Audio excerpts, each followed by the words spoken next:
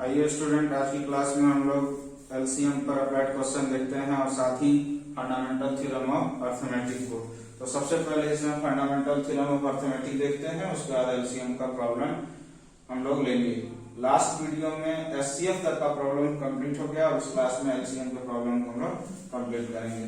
तो ये जो टॉपिक है आपके पास फंडामेंटल थ्योरम ऑफ अर्थमेटिक, ये क्या कहता है? सबसे पहले डिफिनेशन पर आते हैं कि every composite number can be expressed और factorised as a product of primes and this factorisation is unique. This is known as fundamental theorem of arithmetic. मतलब यह हुआ कि किसी भी कंपोजिट नंबर को हम लोग फैक्टर्स या प्रोडक्ट ऑफ प्राइम्स के रूप में लिख सकते हैं और यह फैक्टराइजेशन यूनिक होगा। ये यूनिक का मतलब क्या होगा? मतलब उसके बदले आप कुछ और यूज नहीं कर सकते। लाइक 6 कंपोजिट नंबर है, क्योंकि 6 के बहुत सारे फैक्टर हैं, तो 6 का फैक्टर अगर लिखा जाए तो 2 इंटू 3 होता है। 2 और 3 के अलावा ऐसा थोड़ी है कि 6 की जगह पर 2 इंटू 4 लिखेंगे, नहीं ना। तो वही चीज का 8 के बदले में हम 2 इंटू 2 इंटू 2 ही यूज कर सकते हैं, है ना। 8 के बदले में ऐसा नहीं हो सकता 2 इंटू 5 हम यूज करेंगे।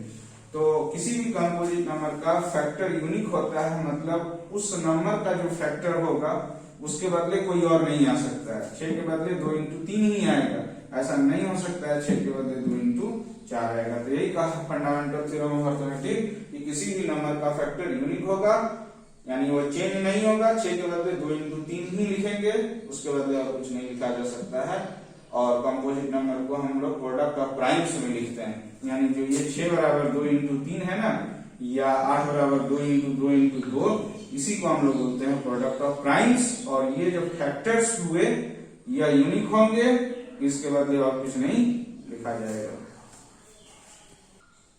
आइए देखते हैं उसी फंडामेंटल थ्योरम ऑफ अर्थमेटिक पर ये वाला क्वेश्चन, जिसमें बोला गया है कि प्रूव दैट 4 पर power n can not end with digit 0 where n is any natural number. यानी क्वेश्चन ये हुआ कि आपको दिखाना है कि 4 टू द पावर n 0 के रूप में समाप्त नहीं करेगा जहां n एक नेचुरल नंबर है। माने यह हुआ कि आप 4 पर पावर n है ना, तो n तो नेचुरल नंबर है, तो n क्या ले सकता है? तो n तो कुछ भी ले सकता है, n बराबर 1 2 3 4 एंड सो ऑन। n की वैल्यू नेचुरल है, ये n जो पावर के रूप में वो नेचुरल कोई भी नंबर ले सकता है। जैसे हम लोग 4 पर पावर 1 लेते हैं 4 ही बनेगा, 2 लेते हैं 16 बनेगा, 3 लेते हैं कितना मिलेगा 64 मिलेगा, फिर 4 पर पावर 4 लेते हैं कितना बनेगा 256 बनेगा। इस तरह से आपको देखना पड़ेगा। तो कोई भी पावर आप ले n की जगह पर, तो उसके लास्ट में 0 नहीं आ रहा है। जैसे यहाँ 4 है, सिंगल डिजिट ही है। 16 में लास्ट में 6 है, यूनिट डिजिट है ना, can not end with digit 0, तो 6 है, 0 तो है नहीं। फिर 64 में 4 है, 256 में फिर 6 है। तो वही बोल रहा है कि 4 पर पावर n 0 के रूप में नहीं समाप्त करेगा जहां n कोई नेचुरल नंबर है, यानी 4 पर कोई नेचुरल पावर चढ़ाना पड़ेगा और उसकी जो वैल्यू आते जाएगी वो कभी भी 0 के रूप में नहीं समाप्त होगा। कुछ ना कुछ कोई संख्या होगा, 0 नहीं होगा, यही प्रूफ करना है। इसके लिए हम लोग प्रूफ गए इसका प्रूफ में, और प्रूफ में क्या लिखे कि let us suppose 4 to the power n can end with digit 0, then 4 to the power n must have 2 and 5 as factor. ये एक नई चीज है, आपको जानना पड़ेगा। जूनियर क्लास में आप पढ़े होंगे कि किसी कोई भी संख्या के अंत में 0 लगता हो तो उसका 2 और 5 एक फैक्टर हो। माने अगर हम लोग लिखते हैं 250, तो इस संख्या के अंत में 0 हुआ, तो जो ये 0 बना तो ये 250 2 से भी कटेगा और 5 से भी डिवाइड होगा। इसीलिए बोला कि किसी भी संख्या के अंत में 0 अगर रहता हो तो वो 2 और 5 उसका एक फैक्टर बनेगा। तो आप मान लीजिए कि 4 पर power n can end with 0, आपको बोला है कि 0 के रूप में नहीं समाप्त करना चाहिए, तो जस्ट आप उसका रिवर्स मानेंगे। Let us suppose 4 to the power n can end with digit 0। मान लीजिए आप कोई संख्या 0 के रूप में समाप्त करता है तो उसका फैक्टर 2 और 5 बनेगा, तो ठीक है बनेगा। तो but prime factor of 4 to the power n क्या होगा? 4 का प्राइम फैक्टर 4 के बदले में क्या लिखाएगा? 2 इंटू 2 ही लिखा जा सकता है, और उस पर पावर n है तो 4 की जगह पर तोड़िए 2 इंटू 2 में, और पावर n है तो पावर n यहाँ भी रख देते हैं। ठीक, here 5 does not occur in the factor of 4 to the power n। क्या इस 4 के फैक्टर में क्या आया? 2 और 2 आया, सिर्फ 2 आया, 5 तो नहीं आया। तो here 5 does not occur in the factor of 4 to the power n। Also, by fundamental theorem of arithmetic, we know that prime factors of any number is unique. Fundamental theorem of arithmetic से आप जानते हैं कि किसी भी number का factor unique होता है। अगर 4 का फैक्टर 2 into 2 आया है, 5 नहीं आया है, तो 5 आप नहीं ला सकते। 4 का फैक्टर 2 into 2 ही बनेगा, 5 हो नहीं सकता। ठीक है, तो वही चीज कहा है कि किसी भी नंबर का प्राइम फैक्टर यूनिक होता है। Hence our supposition is wrong and 4 to the power n can never end with digit 0। इसलिए हम लोग का सपोजिशन गलत हो गया। हम लोग क्या माने थे कि 4 का पावर n 0 के रूप में समाप्त करेगा, तो 0 के रूप में समाप्त करेगा तो उसका फैक्टर में 2 और 5 आना चाहिए। 4 के फैक्टर में 2 और 5 आना चाहिए, लेकिन 4 का फैक्टर में सिर्फ 2 है, 5 नहीं है, इसलिए हमारा माना हुआ चीज गलत हो गया। तो इस पर बहुत सारे क्वेश्चन हैं। जैसे क्वेश्चन मिलेगा 12 पर पावर n, 28 पर पावर n, 15 पर power n can end with digit 0 और नॉट। इसको आप चेक कीजिएगा, इसी प्रोसेस से बनाइएगा। आइए अब एलसीएम के क्वेश्चंस को देखते हैं। जैसे यहाँ पर बोला है कि find the smallest number which when increase by 17, ठीक है, is exactly divisible by both 520 and 468, यानी वह संख्या आप निकालिए जिसमें 17 बढ़ाने पर 520 और 468 से डिविजिबल होता है। तो 520 और 468 से डिविजिबल होता है, तो 520 और 468 क्या हुआ, गिवन नंबर बना। गिवन नंबर हुआ तो गिवन नंबर डिवाइड कर रहा है, हमें वैसा संख्या निकालना है जिसमें 17 बढ़ाने पर 520 और 468 से भाग लग जाए। तो 520 और 468 भाग लगा रहा है उस संख्या में जो हमको निकालना है, तो 520 और 468 का हम लोग फैक्टर निकाल के एलसीएम निकालेंगे। क्योंकि एलसीएम की डिफिनेशन है कि वो दिया गया नंबर जो है डिवाइड करता है। तो दिया गया नंबर 520 और 468 है, यह 520 और 468 डिवाइड करेगा जो हम नंबर निकालेंगे। इसलिए 520 और 468 का एलसीएम निकाल लीजिए। तो एलसीएम ऑफ 520 एंड 468 ये फैक्टर किया हुआ है। कॉमन का मैक्सिमम पावर लेते हैं, ठीक है, 2 का क्यूब, जो कॉमन 13 कॉमन है, जो कॉमन नहीं है उनको भी लेते हैं। ठीक, ये आपका आ जाएगा 4680। ठीक है, अब 4680 के बाद यहाँ नाम लिख लीजिएगा। अब क्या करेंगे, तो देखिए 520 इसको डिवाइड कर रहा है, 468 भी इसको डिवाइड कर रहा है, तो हमें तो वैसा नंबर निकालना है जिसमें 17 बढ़ाने पर 520 और 468 से भाग लग जाए। तो 520 468 गिवन नंबर था, तो गिवन नंबर इसको और गिवन नंबर इसको दोनों भाग लगा रहा है। तो इसका मतलब क्या हुआ कि यह नंबर 17 बढ़ा हुआ है तब ना भाग लगा दे रहा है।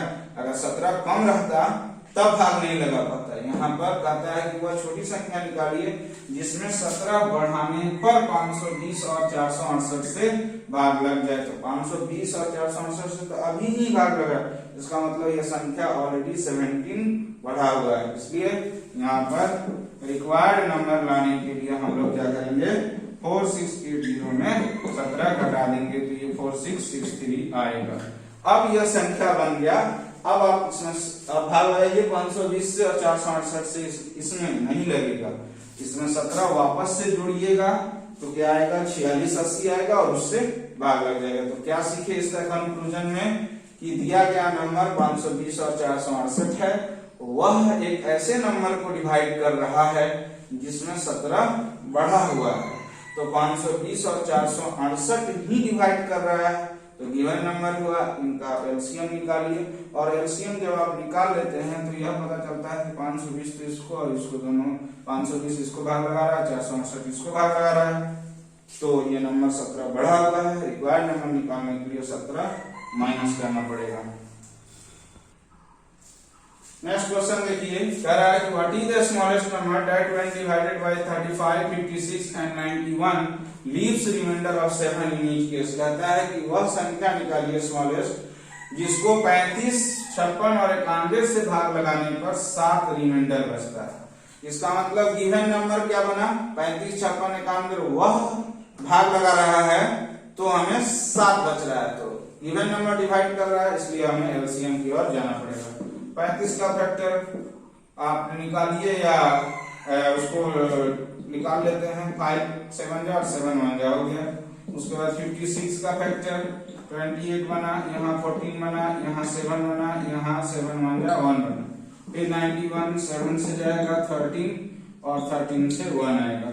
तो 35 का फैक्टर बना 5 इंटू 7 बना, 56 का फैक्टर 2 का क्यूब इंटू 7 बना, 91 का फैक्टर 7 इंटू 13 बन गया। तो आप इनका एलसीएम निकालेंगे, क्यों? क्योंकि दिया गया नंबर ही डिवाइड कर रहा है। क्वेश्चन बोला है ना कि find the smallest number divided when divided by 35 56 91। तो यानी गिवन नंबर 35 56 91 बना, वह एक स्मॉलेस्ट नंबर को भाग जब लगाता है तो 7 रिमाइंडर बचता है।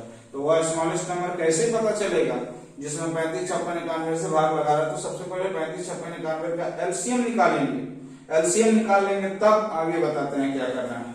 तो ये दो ठो का कॉमन 7 हुआ, जो कॉमन नहीं है उसको भी लेते हैं, उसका तुलना इसके साथ। तो 7 बनेगा, 13 बनेगा, 5 बनेगा, 2 का क्यूब बनेगा। तो ये इंटू होके कितना आएगा?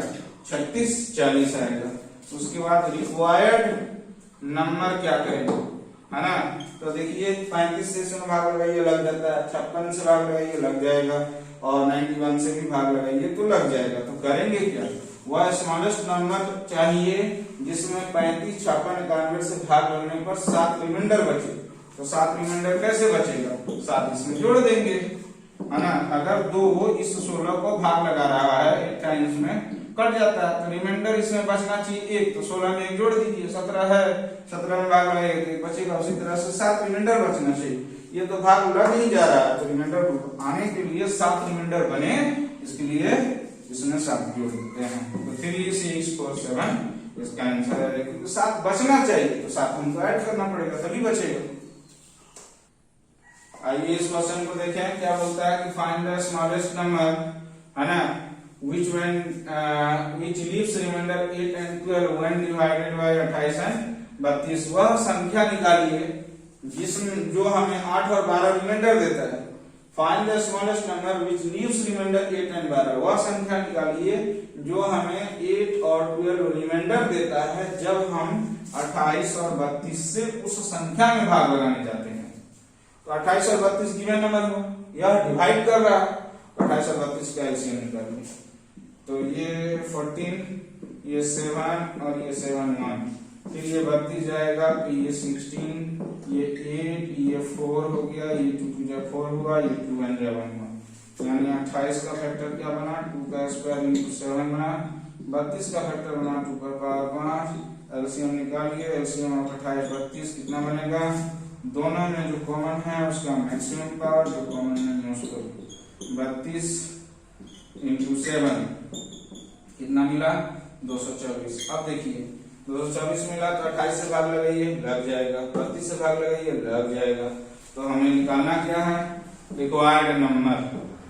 रिक्वायर्ड नंबर कहता है ना कि वह संख्या निकालिए जिसमें 28 और 32 से भाग लगाते हैं तो रिमाइंडर 8 और 12 बचता है। तो यहाँ 28 से भाग लगाते हैं तो कट जा रहा है, 32 से भी भाग लगाते हैं तो कट जा रहा है, रिमाइंडर कैसे बचेगा? तो दो प्रोसेस है इसका। या तो 224 में रिमाइंडर 8 बचता है, तो 224 में क्या करना पड़ेगा? 8 बचता है तो 224 में 8 जोड़िए, कितना मिलेगा? 232। और फिर 224 में 12 रिमाइंडर बचता है, जब आप 32 से भाग लगाएंगे तो 12 जोड़िए, कितना मिलेगा? 236। अगर इससे पहले वाला क्वेश्चन में आपने समझा कि रिमाइंडर बच रहा है इसलिए जोड़ दो, तो यहाँ भी वही दिमाग में होगा कि रिमाइंडर 8 और 12 बचता है इसलिए जोड़ दो।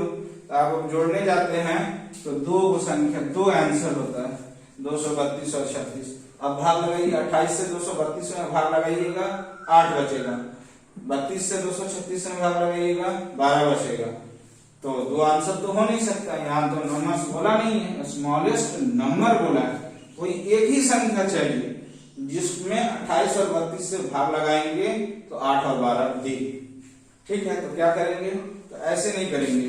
एक रहता तो हम, अगर एक ही नंबर रहता, एक रिमाइंडर रहता अगर, तो हम उसको 8 को जोड़ देते इसमें, या एक ही रिमाइंडर 12 रहता तो हम 12 को जोड़ देते। यहाँ दो अलग अलग रिमाइंडर है, इसके लिए हमको क्या करना चाहिए? 224 में 8 और 12 को जोड़ के घटा दीजिए। 224 माइनस 20 ये मिलेगा 204। अब ये जो 204 आया ना, तो इसमें 28 से भाग लगाइए 204 में 8 मिलेगा, 32 से भी भाग लगाइए 12 रिमाइंडर मिलेगा। तो आप बोलेंगे कि सर इसमें 8 और 12 जो रिमाइंडर मिला वो आप जोड़े कि नहीं कि यहाँ पर घटाया। अगर हम जोड़ते तो हमको 2 आंसर मिलता और आंसर में एक ही चाहिए क्योंकि स्मॉलेस्ट नंबर बोला, एक ही स्मॉलेस्ट नंबर। तो जब ऐसी स्थिति हो जहाँ अलग अलग रिमाइंडर बचता हो, एक रिमाइंडर नहीं है, जैसे प्रीवियस क्वेश्चन में 7 रिमाइंडर था, एक ही रिमाइंडर था तो वो जुट गया था। तो एक रिमाइंडर इसमें प्रीवियस क्वेश्चन में एक रिमाइंडर वहां बच रहा था, तो एक रिमाइंडर के लिए +7 करके हम आंसर ला दिए थे। यहाँ 2 रिमाइंडर, मान के चलो आने वाले क्वेश्चन में 3 रिमाइंडर। वैसी स्थिति में जहां एक रिमाइंडर न हो, ज्यादा रिमाइंडर हो, तो सारे रिमाइंडर को जोड़ के और जो ओरिजिनल नंबर आ रहा है उससे घटा दीजिए तो आपका मैथ बन जाएगा। तो इस क्वेश्चन को देखते हैं। सर्कुलर फील्ड है जो सरकमफ्रेंस ऑफ 360 किलोमीटर। कोई एक फील्ड है गोल और उसका सरकमफ्रेंस यानी चारों ओर उसका पेरीमीटर 360 किलोमीटर है। 3 cycles start together and can cycle 48, 60 and 72 kilometre a day. 3 cycle चलाने वाले एक समय पर एक जगह से चलना शुरू करते हैं। तो पहला साइकिलिस्ट जो है 48 किलोमीटर साइकिल चलाता है एक दिन में, दूसरा वाला 60 किलोमीटर, तीसरा वाला 72 किलोमीटर की डे। यानी पहले दिन में लोगों ने एक ने 48 किलोमीटर डिस्टेंस कवर किया साइकिल से, दूसरे ने 60 और तीसरे ने 72। इसकी दूरी ज्यादा है, इसका मतलब इसका स्पीड ज्यादा है। राउंड द फील्ड के चारों ओर। When will they meet again. तो एक सर्कुलर फील्ड है और एक सर्कुलर फील्ड से चारों ओर ये लोग चलना शुरू किए एक पॉइंट से, यहां से। तो फिर ये लोग दोबारा कब आपस में जाकर अगेन मीट करेंगे, है ना। तो यही निकालना है वापस से कब मीट करेंगे। तो देखिए डिस्टेंस ऑफ द फील्ड कितना है, 360 किलोमीटर है पूरे फील्ड का परिधि गोलाई। तो 48 किलोमीटर डिस्टेंस एक दिन में पहला साइकिलिस्ट कवर करता है। तो 1 किलोमीटर डिस्टेंस कम होगा 1/48 डे में। इसलिए कितना करना है, हर एक साइकिलिस्ट को 360 किलोमीटर का चक्कर लगाना है फील्ड। तो पहला साइकिलिस्ट 48 किलोमीटर एक दिन में किया, तो 1 किलोमीटर कितने दिन में करेगा, इसके 360 किलोमीटर कितने दिन में पूरा करेगा। तो 1/48 इंटू 360, 360 के लिए ज्यादा 360 है तो इंटू करना पड़ेगा। अब इसको कटा दिया जाएगा तो ये 24 से 15 बार में और ये 2 बार में कितना है 15/2 डे। तो 15/2 डे का क्या किया हम लोग, डे को आवर में हम लोग लाए क्योंकि बाई में एलसीएम या एचसीएफ दिक्कत होगा। तो 15/2 को हम लोग इसमें लाते हैं, आवर में लाते हैं। तो 15/2 में 24 से गुना कर दीजिए, 2 से इसको कटा देते हैं 12 बार में, 15 इंटू 12 गुना करके कितना है 180 आवर। यानी कहने का मतलब पहले वाले साइकिलिस्ट को फील्ड के चारों ओर घूमने में 180 घंटा लगा है। दूसरे साइकिलिस्ट को कितना है उसका 60 किलोमीटर पर डे। तो ऑब्वियस है कि 360 किलोमीटर पूरे फील्ड का 60 किलोमीटर पर डे है। तो भाग लगेगा जैसे ऊपर किए थे तो उतना लेवल नहीं लिख के हमने सिमिलरली लिख दिया। Distance covered by second cyclist क्या आ जाएगा 360/60। जैसे यहाँ 360/48 हुआ उसी तरह से 360/60 हटाएंगे तो कितना मिला 6 डे आया। इस 6 डे को आवर में लाइए 6 इंटू 24 कर देंगे क्योंकि एक दिन में 24 घंटा होता है। कितना मिला 144। और तीसरा also distance covered by the third cyclist कितना है 72 किलोमीटर पर डे है। 360/72 करेंगे, 72 से ये कटेगा कितनी बार में 5 बार में, 5 डे मिला। डे को इंटू कर लीजिए 24 से 120 आवर आ जाएगा। अब इसके बाद ये जो हमें संख्या मिला 120, 144 और 120, इनका हम क्या करेंगे एलसीएम निकालेंगे या एचसीएफ निकालेंगे। क्योंकि क्वेश्चन में कहीं कोई स्मॉलेस्ट नंबर, लार्जेस्ट नंबर या व्हेन डिवाइडेड बाय कहीं नहीं बोला है। तो ये जो कंडीशन है क्वेश्चन में कि when will they meet again, तो ये कब वापस से मिलेंगे। तो हमें एक ऐसा संख्या चाहिए जो इन तीनों को डिवाइड, है ना, इन तीनों को डिवाइड करने वाला होना चाहिए। तो क्या करेंगे when they will meet again है तो इनका हम लोग एलसीएम निकालेंगे, दोबारा से कम मिलेगा।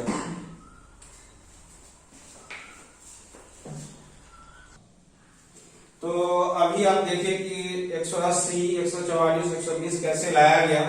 उसके बाद इन तीनों नंबर का फैक्टर्स कॉपी में एकदम फ्रंट पेज में दिखाना है, लिखना है और इनका एलसीएम हम लोग निकाले तो कितना आया 720। अब दिमाग में ये बात आपके आ रहा होगा कि सर एलसीएम क्यों लिए, क्योंकि तीनों साइक्लिस्ट का स्पीड अलग, डिस्टेंस कवर्ड अलग अलग था। एक 48 ले रहा था, एक 60, एक 72 किलोमीटर ये डे था।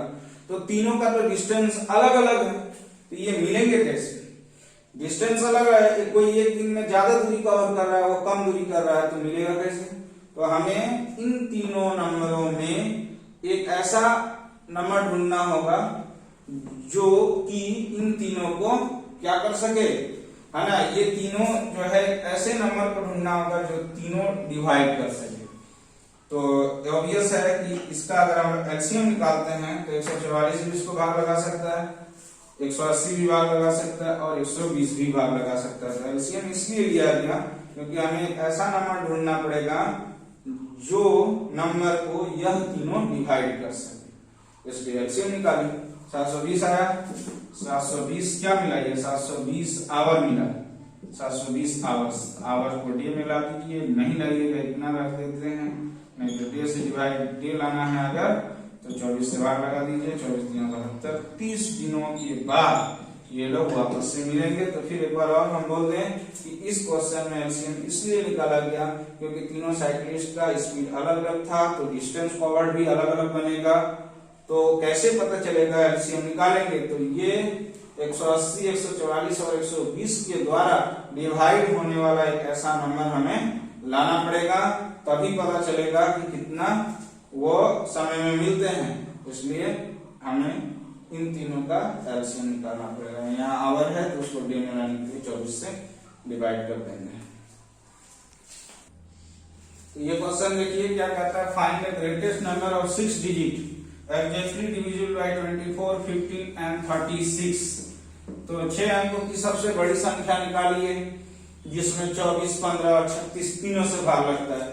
तो वैसे तो 6 अंकों की बड़ी संख्या कितना होगा? 1, 2, 3, 4, 5, 6 आपने जूनियर सेक्शन में पढ़ा कि हम ये 6 9 लिख दें तो 6 अंकों की सबसे बड़ी संख्या यही नहीं होता है। लेकिन अगर हम इसमें 24 से भाग लगाएं, 15 से भाग लगाएं और 36 से भाग लगाएं तो भाग नहीं लगेगा, रिमाइंडर बचता है तब। तो हमें वह ग्रेटेस्ट नंबर ऑफ 6 डिजिट निकालना है जिसमें 24, 15, 36 तीनों से भाग लग जाए। तो गिवन नंबर बना 24, 15, 36, इनका निकालना पड़ेगा एलसीएम, क्योंकि गिवन नंबर उसको भाग लगा है। 6 अंकों की बड़ी संख्या को गिवन नंबर भाग लगा रहा है, तो गिवन नंबर का एलसीएम 6, 2, 3 जा 3 1 जा, 15 का 3 5 जा 5 1 जा, फिर 36 के लिए जाइए, 18 हो गया, 9 हो गया, 3 3 जा 3 1 जा। तो 24 को लिखिए, 2 का क्यूब इंटू 3 बनेगा, 15 का 3 इंटू 5 बनेगा और 36 का 2 स्क्वायर और 3 का स्क्वायर बनेगा। एलसीएम निकालना है 24, 15 और 36 का। ये 2 का कितना आएगा 3, 2 का क्यूब 5, इसका कॉम्प्रिजन इसके साथ करना पड़ेगा। 2 का क्यूब 3 का स्क्वायर इंटू 5, ये हो गया 8, ये हो गया 9, ये हो गया 5, है ना। तो ये 8 5 30, 360 मिला। तो 24 से भी इसमें भाग लग जाएगा, 15 से भी इसमें भाग लग जाएगा, 36 से भी भाग लग जाएगा। यानी तो यह हुआ नंबर बना जिसमें 24, 15, 36 से भाग लग जाता है। तो यानी यह था। अब यह नंबर क्या करेगा 360 इसको भाग लगाएगा, किसको? 6 अंकों की बड़ी संख्या। क्योंकि देखिए 6 अंकों की बड़ी संख्या निकालना है जिसमें 24, 15, 36 से भाग लग जाए, तो इस तरह से तो 3 गो आंसर होता है। अगर वो 6 अंकों की बड़ी संख्या को 24 भाग लगाता है तो 1 गो आंसर, 15 भाग लगाया तो कुछ और आएगा तो वो दूसरा आंसर, 36 भाग लगाएगा तो कुछ और आएगा, तो 3 आंसर हो जाता है। हमें तो एक ही नंबर निकालना है जिसमें 24, 15, 36 से भाग लग जाए। तो सबसे पहली बात 24, 15, 36 का एलसीएम निकाले, कितना बना 360। तो 24 इसको भाग लगाता है, 15 इसको भाग लगाता है, 36 भी इसको भाग लगाता है। तो 360 एक कॉमन नंबर बना जो इन तीनों से विभाजित है, डिविजिबल है। तब इसके बाद 360 से हम लोग क्या करेंगे, इसको डिवाइड करेंगे, ठीक है। तो रिक्वायर्ड नंबर बराबर 6 अंकों की बड़ी संख्या 1 2 3 4 5 6, 3 4 5 6 हो गया, माइनस 360 इसको भाग लगाता है तो रिमाइंडर बचता है। तो रिमाइंडर रिमाइंडर्स ऑफ 1 2 3 4 5 6, ठीक है, बाई 360। तो ये मिलेगा 999 3 3 6 माइनस ये, इसको भाग लगाइएगा तो रिमाइंडर में 279 मिलेगा। ये 0 मिला, 9 से 7 गया 2, 9 से 2 गया 7, 999 720। तो यही है 360। 24 भी 360 को भाग लगा रहा है, 15 भी लगा रहा है, 36 भी लगा रहा है। इसलिए हम सेपरेटली नहीं भाग लगाने जाएंगे 24 15 36 से। तीनों का एक कॉमन डिवीजर जो बना 360 वह डिवाइड करेगा 6 अंकों की बड़ी संख्या को। तो 6 अंकों की बड़ी संख्या ये है, ये हुआ। जब हम इसमें भाग लगाने जाते हैं तो हमको क्या बनता है, 360 से भाग लगाने जाते हैं तो हमें रिमाइंडर बच जाता है। तो उस जो रिमाइंडर बचा वो इसमें है ना माइनस करना पड़ेगा, तभी 24 भी इसको भाग लगा पाएगा, 15 भी लगा पाएगा और 36 भी लगा पाएगा। देखिए क्वेश्चन कहता है rectangular field is 150 metre into 60 metre. ये रेक्टेंगुलर फील्ड का लेंथ ब्रेथ दिया है। Two cyclist start together and can cycle at a speed of 21 metre per minute and 28 metre per minute respectively. They cycle along the track after how many minutes will they meet again at the starting point. अभी इस type का question हम कराए जिसमें 360 kilometre उस circular field का circumference दिया हुआ था, लेकिन यहाँ कोई सरकमफ्रेंस नहीं है। इसलिए सबसे पहले हम लोग पेरीमीटर ऑफ द फील्ड निकाल लेंगे कि आखिर कितना दूरी कवर करना है साइक्लिस्ट को। तो फील्ड के चारों ओर जाना है तो फील्ड का कितना दूरी बना, इसके लिए हमको पेरीमीटर निकालना पड़ेगा। पेरीमीटर ऑफ द फील्ड बराबर 2 × l + b। रेक्टेंगल है, रेक्टेंगल का पेरीमीटर ये होता है 2 × 150 + 60 कीजिए, कितना मिलेगा 0 1 2 210 0 2 420 मीटर मिल गया पेरीमीटर। तो ये साइक्लिस्ट कितना डिस्टेंस का कवर करेगा, है ना। तो time taken by the cyclist, time taken by first cyclist जो है निकालेंगे, क्या होगा टाइम बराबर डिस्टेंस बाय स्पीड। डिस्टेंस कितना बना 420 और इसका गति कितना है 21 मीटर, कितना मिला 20 minute. Time taken by the first cyclist जो है ना 420 मीटर दूरी कवर करने के लिए 20 मिनट लिया।